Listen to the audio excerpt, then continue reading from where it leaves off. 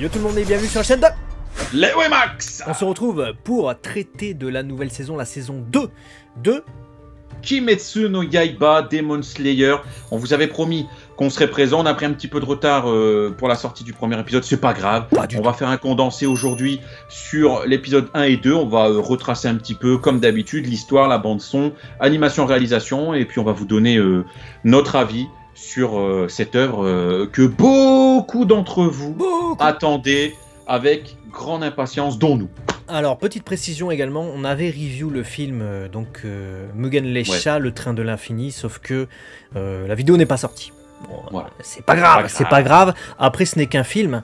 Petite note d'introduction tout de même, il y a eu un épisode qui était inédit au film, qui présentait en fait Rengoku. Donc c'était plutôt utile, hein, c'est-à-dire que le premier épisode là qui a lancé la saison au mois de septembre-octobre, c'était un épisode inédit.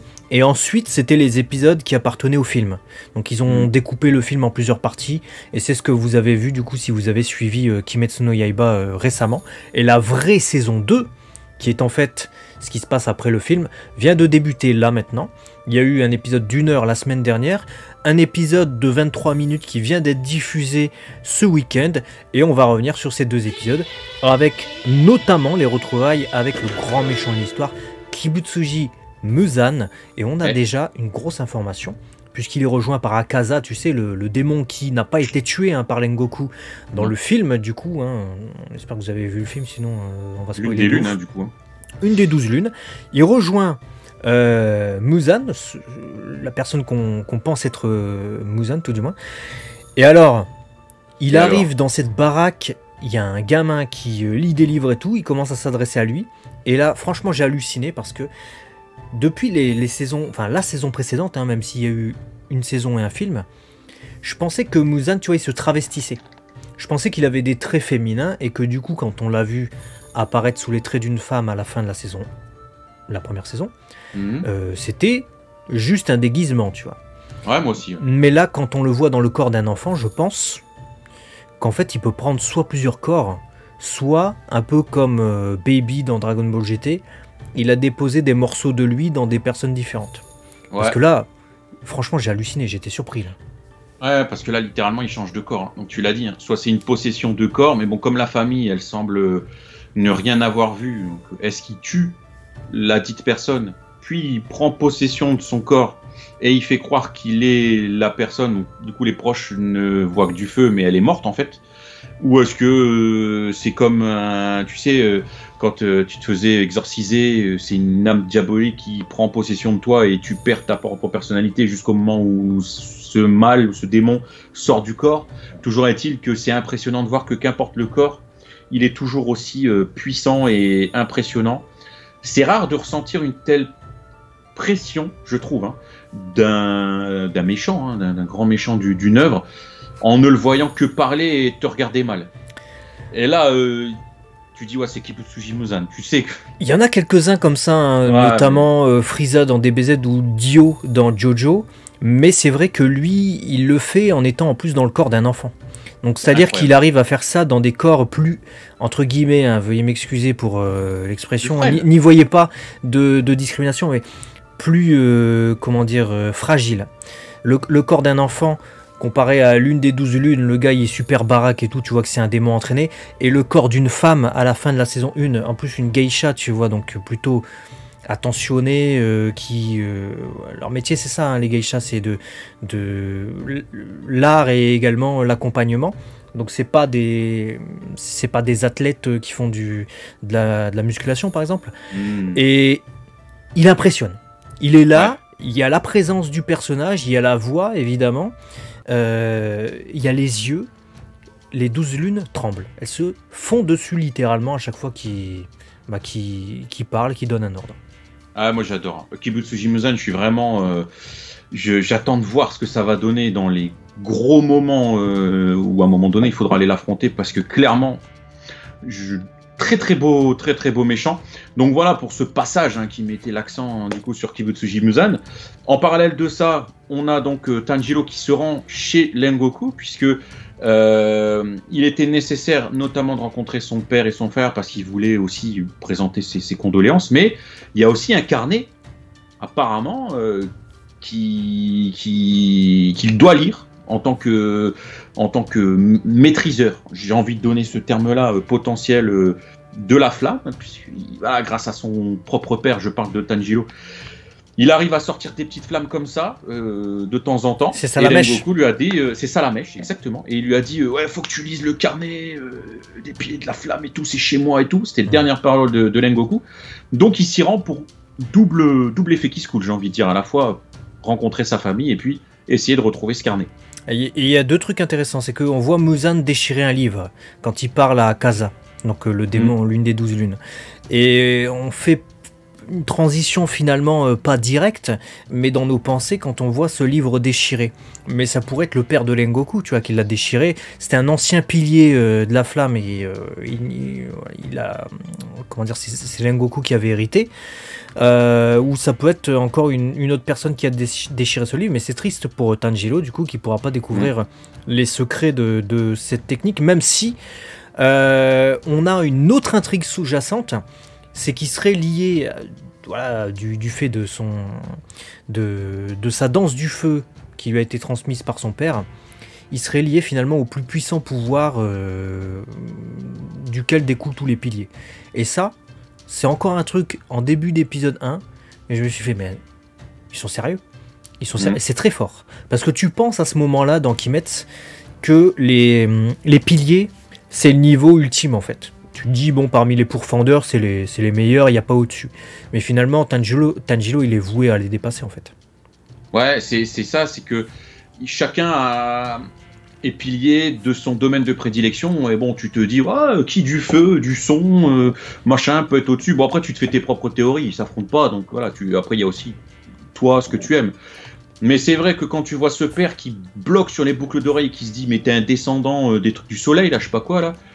En gros, comme tu l'as dit, c'est de là et de ça que découle tout le reste, qui ne sont, d'après les dires du père de Rengoku, que des ébauches limite de la véritable puissance originelle. Effectivement, là tu débloques, tu te dis, putain, ça renforce le potentiel de développement de Tanjiro et on va dire le côté véridique de son affrontement potentiel avec Kibutsuji Muzan, qui est à un moment donné de l'histoire obligatoire. Parce que c'est bien de se dire, Kibutsuji Muzan, je vais te taper et tout, mais à un moment donné, tu as envie de dire, redescends sur terre, frère. Rengoku, le pied de la flamme, il a réussi à rien faire. Face à l'une des lunes, je dis rien faire, j'exagère, attention, je kiffe ce personnage, mais il est mort. La résultante, c'est ça. Et toi, tu veux affronter Kibutsuji Muzan, qui est peut-être 100, 1000 fois plus fort que ce gars-là, qui a pété l'un des plus gros piliers. S'il n'y avait pas quelque chose qui justifiait scénaristiquement l'atteinte possible de cette destination, à savoir battre le gros méchant, ça aurait pu être en mode, ouais, c'est un peu cheaté, ouais, ok, c'est l'élu, j'ai envie de dire, d'accord, mais là, il y a un enjeu. Il y a un truc qui est posé sur la table, tu te dis d'accord. Et c'est peut-être pour ça, d'ailleurs, c'est peut-être comme tu l'as tourné, que c'est peut-être pour ces raisons-là que c'est amené comme ça. Parce que moi, je me pose la question, pourquoi c'est amené si tôt? Parce que, quelque part, si on prend l'intrigue et qu'on prend les personnages, on nous a présenté quand même une galerie très importante, je trouve, de personnages, notamment avec les piliers, avec les lunes. Ouais. En fait, ça discrédite un peu directement les piliers. C'est-à-dire qu'il y en a un qui est mort, déjà, et directement derrière, on n'a pas encore vu les autres combattre, qu'on s'en fout déjà, en fait. Parce que pourquoi? C'est vrai. Le gars, c'est le descendant du machin du soleil, comme tu as dit. Donc il va être au-dessus. Une fois qu'il aura maîtrisé ces trucs-là, il va être au-dessus. Donc l'intrigue avec Tanjiro va un peu plus nous intéresser. L'intrigue de développer ces différents arts et peut-être d'avoir les secrets, ou peut-être ce sera ça aussi, relié aux piliers, d'avoir les secrets des différents piliers pour recréer la technique originelle liée à la danse du feu, on va savoir. Je sais pas, mais je me posais la question, pourquoi avoir discrédité aussi rapidement les piliers? Et puis en plus, tu as une phrase de Muzan qui dit, ouais, les piliers, moi je m'en fous des piliers, moi. Moi, ce qui m'intéresse, moi, c'est eux, là, je vais les ken, tous les pourfendeurs. Il a fait ça. Donc, à mon avis, il sait des choses. Ouais, c'est aussi, c'est ça, ouais. Il sait des choses et il a peur peut-être aussi des descendants du soleil, je me dis. Ouais, il sait trop de trucs. Quand il dit ouais, lui là qui m'a provoqué, etc. Qu'à chaque fois il dit le Tanjiro là, vous allez me le péter. Tu sens qu'il dit pas pourquoi, mais j'ai trouvé ça un peu too much de la part du gros méchant que de s'intéresser à un noob. Ouais, bien sûr. Il y a un mec lambda dans la rue qui fait Kimetsuji Muzan. T'as envie de lui dire, c'est bon, tue-le, il me casse les couilles, j'ai mal aux oreilles. Il y a trop d'intérêt de la part du gros méchant face à un noob de dire à des démons vous me ramenez sa tête là, parce que j'ai envie. Non, il sait quelque chose, et je pense qu'il veut intervenir avant que ce soit trop tard, et c'est peut-être que Muzan a réussi à détecter ou a reconnu de la même manière que le père de Rengoku les boucles d'oreilles, hein, ou alors il a senti quelque chose en mode lui il peut être une gêne, donc il faut stopper la gêne tout de suite. Très possible le truc des boucles d'oreilles, c'est très possible, hein, parce que là ça nous est amené comme ça avec le père de Rengoku, et un mec comme ça qui a été pilier, il est capable de reconnaître ça. Je vois pas pourquoi le grand méchant qui a pas mal d'informations, il a l'air d'avoir de la culture, il a l'air d'avoir fait des recherches, d'être infiltré et d'avoir des années de vie. Je vois pas pourquoi ce gars-là serait pas au courant en voyant les boucles d'oreilles, peut-être un ancien drapeau, va savoir. Et du coup, de retour au domaine des papillons, Tanjiro retrouve Zenitsu et Inosuke, donc on est content de les retrouver, ça fait toujours plaisir de revoir la triade, et on fait la connaissance dans le même temps, où on retrouve en tout cas un pilier qu'on avait déjà vu, mais cette fois on apprend à le connaître, Uzui Tengen, du coup le pilier du son, qui arrive de manière, comment dire, voilà, de manière assez désobligeante, si vous voyez ce que je veux dire. Ouais, c'est... Il est un peu dans la provoque en fait, ce personnage. Il se prend pas pour de la demeure, tu vois. Et alors ça colle un petit peu avec son côté exubérant, hein, le diamant sur la tête qui pendent, et il a un vernis vert, un vernis rose, je crois. Enfin bref, tu vois, déjà d'apparence il s'impose. J'aime bien son look, hein, cela dit, je trouve que propre au personnage, j'aime bien son look. Mais autant dans la façon de s'habiller que dans la façon de parler, la façon de dire les choses et la façon d'assumer ses moments de présence à l'écran, on y reviendra après aussi dans l'épisode 2, tu sens que le gars il se prend pas pour de la demeure et il est là, et c'est Uzui Tengen. J'aime bien les quiproquos également, c'est-à-dire qu'il arrive sur un moment de tension ou un moment également où tu te dis il commet un acte répréhensible alors que c'est un pilier, c'est-à-dire qu'est-ce qu'il fait des enlèvements cet enfoiré, en plus il enlève des filles, donc tu te dis bon c'est très louche tout ça, et puis en fait c'est un quiproquo, il va y en avoir sur 2 épisodes comme ça, il va y avoir que ça, des quiproquos, ça va être justement très intéressant parce que l'auteur arrive à jouer habilement avec ça, c'est-à-dire que généralement un quiproquo ça arrive et comment dire, ça dénoue une... Enfin, ça noue d'abord et ensuite c'est dénoué dans la situation, et du coup tu comprends, tu dis ah d'accord, en fait. Là dans Kimetsu no Yaiba en fait il sert l'intrigue, c'est-à-dire il y a ce quiproquo et en fait il sert à expliquer un truc. On va la voir un peu plus tard hein, quand ils rejoignent le quartier des plaisirs, où t'as Zenitsu fait ouais alors comme ça vous voulez juste nous envoyer vous chercher des femmes et tout, etc. Quiproquo très intéressant qui permet de nous dire qu'en fait il a déjà 3 femmes. Et qu'en fait, il reçoit plus leurs lettres, et c'est pour ça qu'il se sert d'eux pour infiltrer le quartier des plaisirs, pour essayer de les retrouver, pour savoir ce qui leur est arrivé.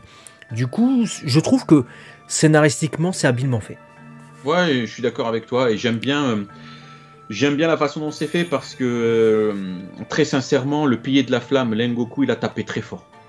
Scénaristiquement, déjà, le feu, de manière générale, c'est souvent un des atouts, un des éléments qui est mis en avant, et qui est fort en image. Endeavor, My Hero Academia, Ace dans One Piece, Rengoku, c'est souvent quelque chose d'assez puissant, le feu. Et derrière, t'as des papillons, t'as un mec qui gère le son, etc. Donc je m'étais dit, putain, il va falloir que scénaristiquement, ça soit costaud pour passer après ce qui s'est passé avec le pied de la flamme. Vraiment, moi je l'ai pensé comme ça. Et c'est bien que tu mettes l'accent sur cette façon de faire, parce que j'ai pas oublié Rengoku, mais je suis curieux des capacités que peut avoir Uzui Tengen.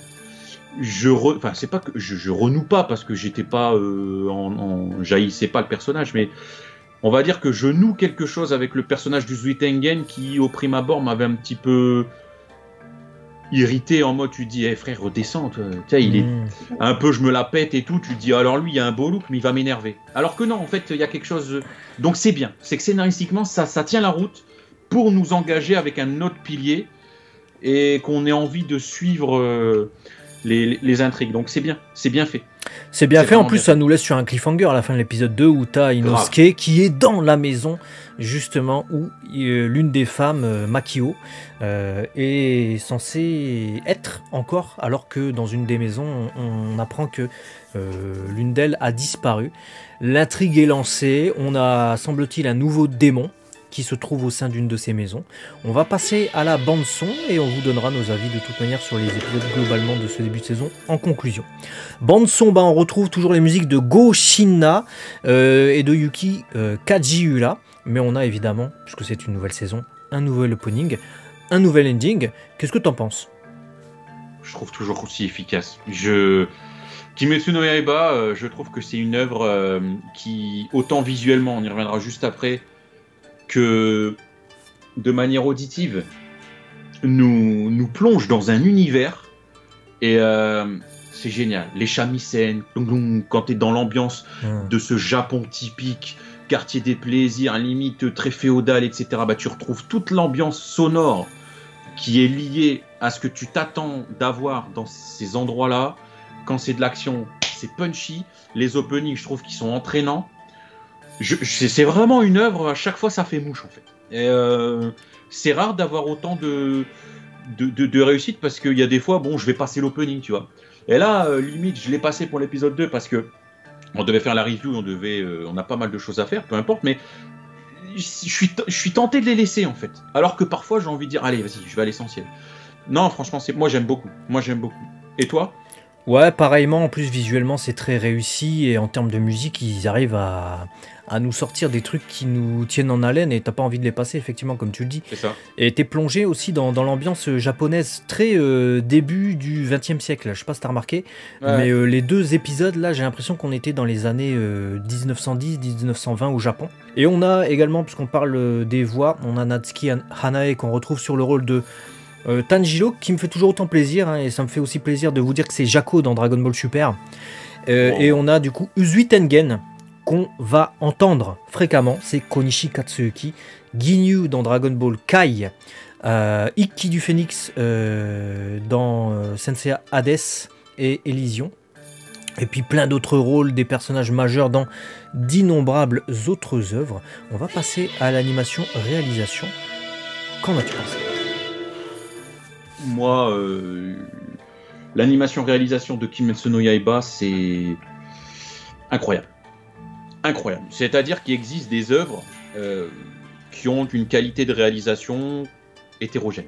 Il y a des moments où tu dis, waouh, là c'était pas top. Puis il y a des moments où tu dis, waouh, c'était magnifique.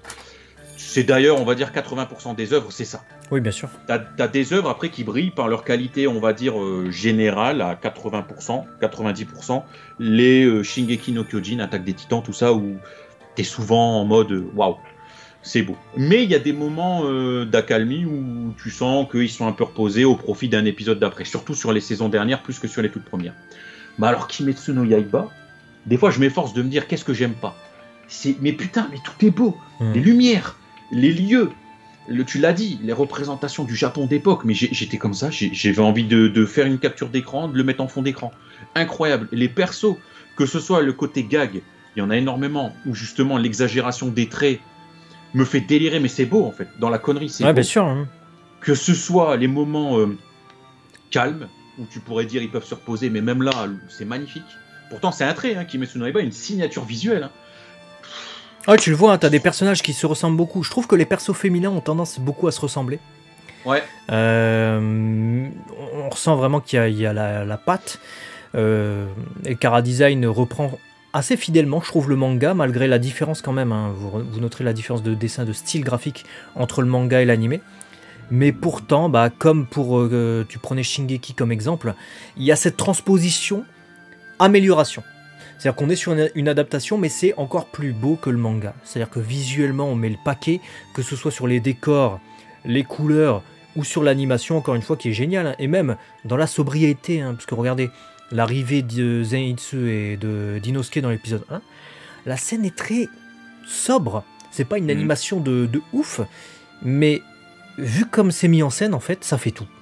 Ça fait tout, et je trouve que c'est ça, en fait, Kimetsu, c'est ce mélange entre animation de dingue, pour des scènes de combat, des scènes d'envolée, ou quand tu vois les démons, et animation très jolie et très propre, très soignée, et pourtant sans en faire des caisses.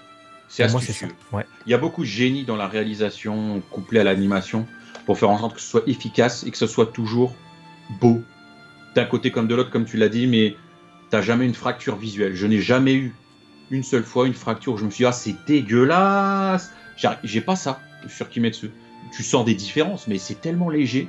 Non, franchement, animation, réalisation, dites-nous dans les commentaires, mais ça reste toujours un véritable plaisir à l'œil que de découvrir ces épisodes, et ça te plonge d'autant plus dans l'ambiance, hein, quand c'est aussi bien fait et aussi beau. Conclusion sur cet épisode, qu'en avons-nous pensé? Bah écoute, un début de saison en fanfare, hein, j'ai vu le film récemment, ouais. Du coup je savais que en termes de qualité un film c'est là, et je m'étais dit tiens justement je vais pouvoir comparer une série, un début de série avec le souvenir tout frais que j'avais du film. Est-ce que je vais me dire ah ouais je sens qu'on est sur une série, il y a moins de budget, c'est un petit peu plus le rush, c'est un petit peu moins beau. J'ai presque pas senti ça. C'est incroyable d'un film. Il y a des moyens, il y a du temps de développement, et une série de pas sentir un minimum une fracture. Et c'est là, ça m'a tué. C'est là que c'est très fort, parce que tu remarqueras que dans l'épisode 1 de la nouvelle saison là, qu'on vient de review là aujourd'hui, il y a des extraits du film. Ouais, t'as pas de fracture, tu vois pas de différence avec le début de la saison. Donc effectivement, ça maintient un niveau là, et le film est de la même qualité que la saison 1, et la saison 2 semble être de la même qualité. Donc c'est très homogène. Par contre, question pour toi et question pour vous également. Toi, le film, tu l'as vu d'une traite, t'as vu le vrai film, ou t'as vu les épisodes découpés comme ils ont fait avec la diffusion japonaise? J'ai vu le vrai film d'une traite, hein, le film de 2 heures. Après, j'avais commencé le premier épisode de l'adaptation du coup du Train de l'Infini. Ouais. Donc j'ai découvert justement cette présentation de Lengoku, etc. Et puis après, j'ai vu de vie que ça allait être la même chose. Et comme on a beaucoup de taf, je vais pas se le cacher, hein, beaucoup de trucs, beaucoup de taf, etc. machin, je suis tout de suite passé au début de la vraie saison 2. Parce que je me suis dit, si c'est pour revoir exactement la même chose, pareil. Une semaine près. La même. J'ai vu, moi j'avais vu le film plus tôt cette année, et du coup bah là j'ai vu l'épisode 1 du Train de l'Infini, et puis j'ai pas regardé le truc parce que c'était le film découpé. Donc pour ceux qui l'ont vu, dites-nous si vraiment il y a des différences significatives du genre, est-ce qu'ils ont coupé des passages? Parce que bon, on imagine que pour conclure un épisode c'est un peu plus simple, et pour raccorder tout ça, dites-nous dans les commentaires, ça nous intéresse. Et pour mon avis du coup sur cet épisode, enfin ces épisodes en fait, hein. L'épisode d'1 heure et l'épisode normal, je kiffe. Et franchement, le Train de l'Infini, j'avais bien aimé le film, mais il y avait quelques trucs que je trouvais un peu longs, notamment avec la lune là qui casse la tête, qui se transforme en train. Les effets 3D étaient pas ouf, très voyants, notamment quand il fusionne avec le train. J'ai trouvé, et sa voix je supportais pas, et pourtant le film j'avais bien aimé, hein, tu vois. Mais je vois pas pourquoi t'aimais pas ma voix. Ah, il m'a cassé la tête lui, je te jure, mais vraiment insupportable. Et là, alors là, t'es posé dans le train. et là, franchement, je kiffe encore plus. C'est-à-dire qu'on est vraiment sur une ambiance japonaise, etc. Avec un univers, des couleurs, un background incroyable. Et je suis content de retrouver tout le panel de personnages. Et limite, pour le moment, je kiffe encore plus que le postulat de départ du film, où tu étais dans un train à huis clos, avec, encore une fois, un pilier, mais tu avais comment dire, un contexte véritablement différent. Tu n'avais pas ce truc d'enquête, parce qu'il était désamorcé assez rapidement. Tu voyais directement la lune, quoi, il se parlait tout seul. Pendant tout le film, il explique aux téléspectateurs ce qu'il va faire, le gars. Donc à un moment donné, tu savais, quoi. Là, je vais aller chercher une côtelette. Il est bon. Après, je cuis la patate, je la coupe comme ça. Bah dis-moi qu'il fait pas ça, dis-moi Mais il fait ça, pas... franchement, dites-moi qu'il fait pas ça. Je vais vous laisser juste avant de couper cette vidéo sur une théorie. Ouais. J'y ai pensé tout à l'heure, on parlait des capacités justement des piliers qui sont issus de cette puissance du soleil là, etc. machin. Ouais. Et si Kibutsuji Muzan Ouais. était en fait un démon né d'un descendant direct ou d'un des plus puissants piliers du soleil qui est devenu un démon et du coup qui a lui-même aussi, comme un descendant du truc du soleil peut être beaucoup plus puissant que les piliers du son, du feu qui n'en sont que des dérivés, il serait lui-même en fait pareil, un démon beaucoup plus puissant et tous les démons, les lunes, etc. n'en sont que des dérivés. Question voilà, qui m'est passée par la tête, ce qui expliquerait peut-être. Très bonne théorie, un mec effectivement issu du cirque du soleil hein, qui se serait retourné. Voilà, Zapata. Après, le gars Tengen, il vient du cirque aussi. Hein, si vous avez vu l'épisode, c'est Pinder le gars. Franchement, ils auraient dû changer le thème musical. Je pense que Goshina et Yuki Kajula devraient faire un. Et puis quand tu vois Inosuke qui devient Inoko là et toutes ces conneries là où ils sont dégueulasses, mais mort de rire. Et alors immédiatement, juste avant de conclure, mais moi. Quand je les ai vus comme ça, bon, j'étais mort de rire évidemment, mais je me suis dit, mais pourquoi il a maquillé Inosuke alors qu'il a une tête, justement, il a des traits féminins de base, le gars. Il n'y avait rien à faire sur lui, tu vois. Et puis, ils étaient dégueulasses. C'est pour la révélation en fait d'après, mais ils étaient dégueulasses. Maquillage à 1 €, frère. Dis-moi si tu te maquilles comme ça dans les commentaires, on veut tout savoir. En tout cas, abonnez-vous, vous avez compris, on sera là pour faire une review totale de cette saison 2 de Kimetsu no Yaiba, donc si tu kiffes, faut s'abonner. Plein de choses à venir, il y aura le retour de Shingeki no Kyojin, hein, donc Attaque des Titans dans moins d'un mois, en janvier. Donc je le dis là, c'est pas le sujet, mais c'est simplement que si tu kiffes les reviews, sache qu'il y a des choses qui reviennent. Donc ça fait plaisir. C'est bonne idée. Abonne-toi et à très vite sur la chaîne 2. Et ouais Max, des bisous. Ciao. À la prochaine. Vas-y, moi je coupe les vidéos. Coupe-toi les veines, frère. Il s'est coupé la colonne vertébrale.